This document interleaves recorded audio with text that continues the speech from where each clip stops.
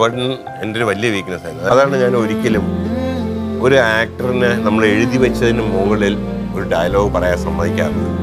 കാര്യം വെച്ചാൽ അവരത് പറഞ്ഞു കഴിഞ്ഞാൽ വളരെ റെയറായിട്ട് സമ്മതിക്കാറുള്ളൂ. അങ്ങനെ അത് പറഞ്ഞു കഴിഞ്ഞാൽ കൂടുതൽ ഡയലോഗ് പറഞ്ഞു കഴിഞ്ഞാൽ ചിലപ്പോൾ അടുത്ത ഡയലോഗ് ലിങ്ക് സിറ്റുവേഷനെ അഫക്റ്റ് ചെയ്യുക ഒരാൾക്ക് മാത്രമേ ലിബർട്ടി കൊടുക്കാറുള്ളൂ പപ്പോൾ. അതായത് എന്താണ് എങ്ങനെയാണ് വരുന്നതെന്ന് സച്ച് സ്പോണ്ടേനിയസ് ആക്ടർ.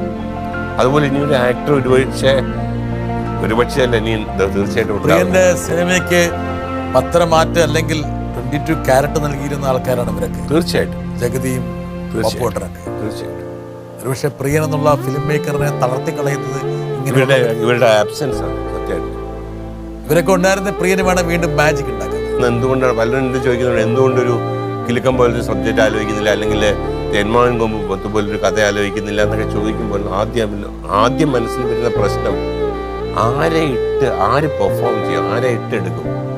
ഇപ്പോൾ ഇന്നത്തെ ആക്ടേഴ്സിനെ ഞാൻ കുറ്റം പറയുന്നില്ല, പക്ഷെ തീർച്ചയായിട്ടും ഇവർക്ക് അവരോടൊപ്പം ആ ലെവലിൽ പിടിച്ചെടുക്കാൻ പറ്റുമെന്ന് എനിക്ക് വിശ്വാസമുണ്ട്.